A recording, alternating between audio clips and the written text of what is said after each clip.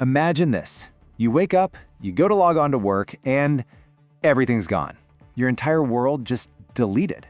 Well, for the employees of a global logistics giant we'll call the Titan, that wasn't a nightmare. That was just Wednesday morning.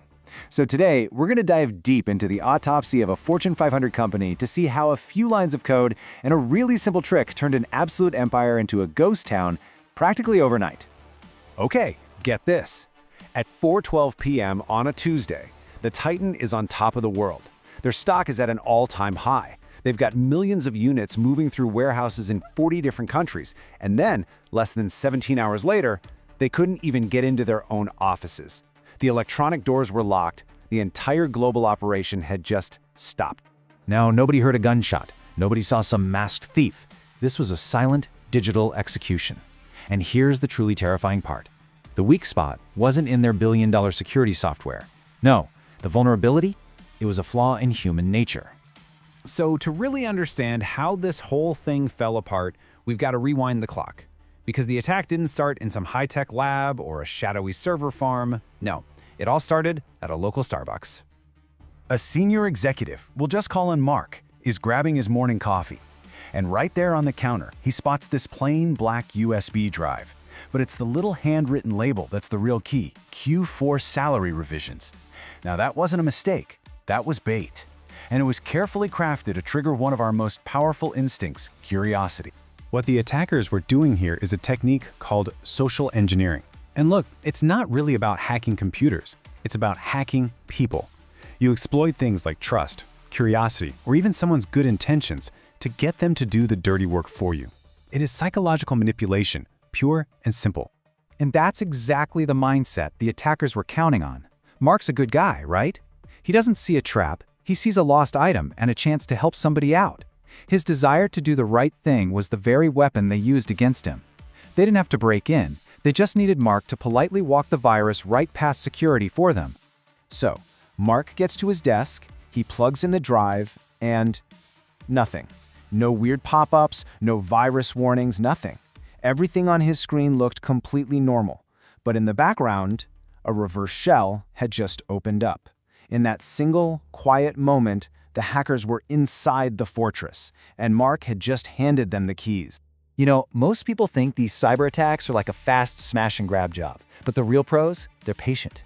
Once they were inside, the attackers didn't make a sound.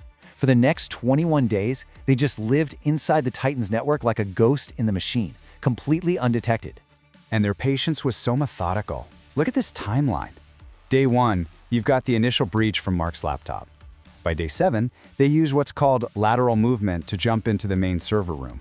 By day 15, they're in the cloud, just watching everything. And then finally, on day 21, they hit the jackpot, the domain admin account. That gave them total control, the power to lock out the real IT staff. They didn't just have access to the network, they owned it. And what were they up to for those 3 weeks? Well, they were learning. They were reading the CEO's schedule, they were sifting through employee emails, they were looking at customer records, and, this is a big one, they were finding out which IT guys were lazy with their passwords. By the end, they knew the company better than most of its own executives. Let me just ask you a quick question, and be honest with yourself.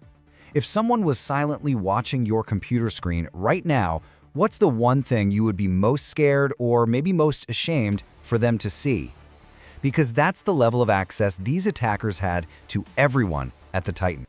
So while the Titan's super expensive security team was busy watching the front gates for threats, the enemy was already inside, digitally making coffee in the break room. And then on a Friday at midnight, when most of the world was asleep, they decided it was time to pull the trigger.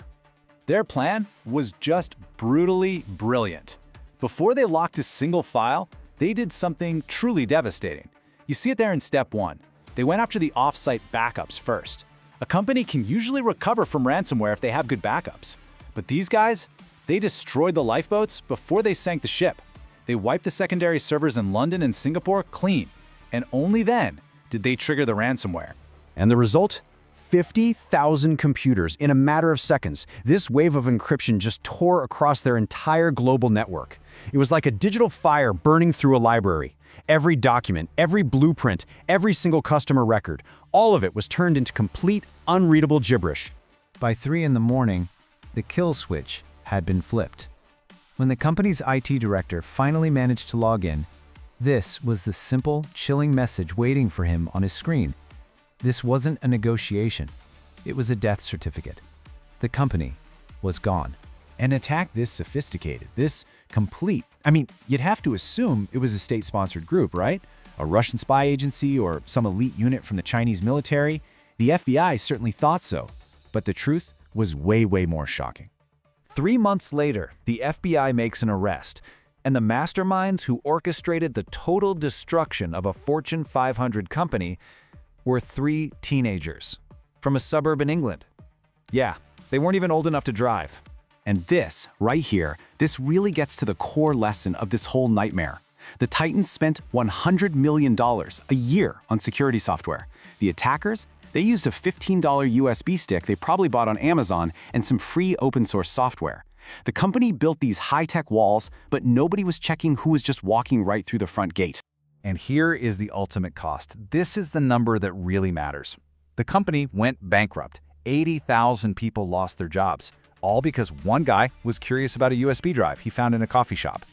You know, this story isn't just about one company. It's a huge cautionary tale about the world we all live in right now. It's about the most overlooked vulnerability there is, the human element. We put so much trust in our devices, in the cloud, in all these secure apps we use every day. We think we're safe behind our firewalls and our passwords, but the reality is we are all just one moment of curiosity, one bad click away from our own personal or professional collapse.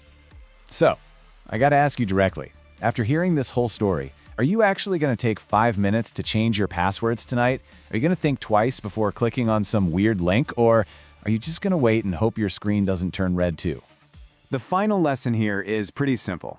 The Titan thought they were untouchable. They had all the money, all the tech, all the experts, and they were dead wrong. Let's not make that same mistake. And that brings us to the end. I'll leave you with one last question to debate in the comments. With their backups totally gone and their entire system destroyed, should the company have just paid the ransom? Or, at that point, was it already too late? Let me know what you think.